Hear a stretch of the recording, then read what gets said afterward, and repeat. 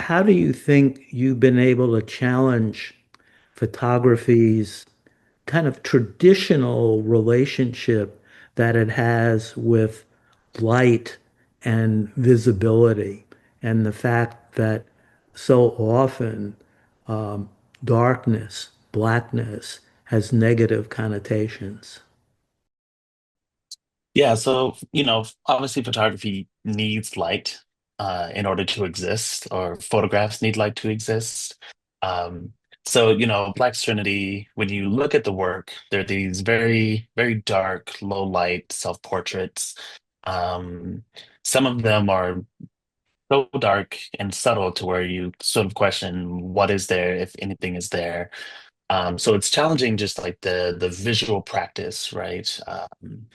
Or the visual experience that we deal with photographs, but also kind of taps into some of the more traditional aspects of the photographic medium, like existing in the dark room and images being born from light, but then also born from darkness. Yeah, so, darkness, blackness, so many people fear it, when you're in a dark space. I remember, for example, a little story is I went out photographing one night. I was trying to get some friends to go with me. It was a new moon evening, so no moonlight.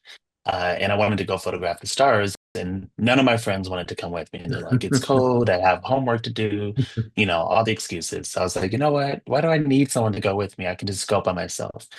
So this was still when I was living in Rochester, New York, and I drove out Oh, an hour away to Chimney Bluff, and I remember when I got there, it was pitch black, and I was terrified.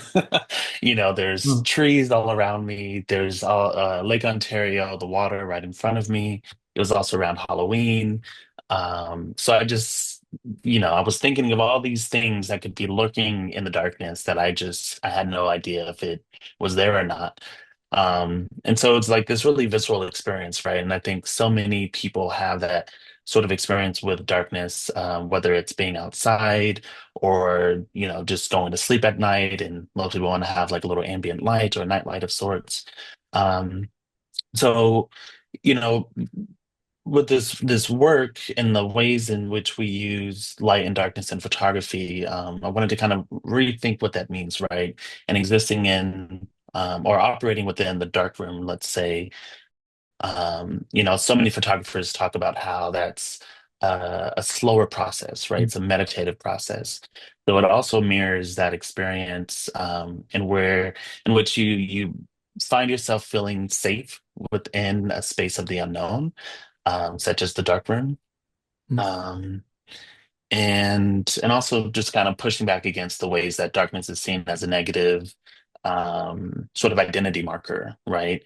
Black man equals aggressive, violent, evil, things of that sort. The stereotypes that then are associated with the more social contexts, or ideologies with blackness and people.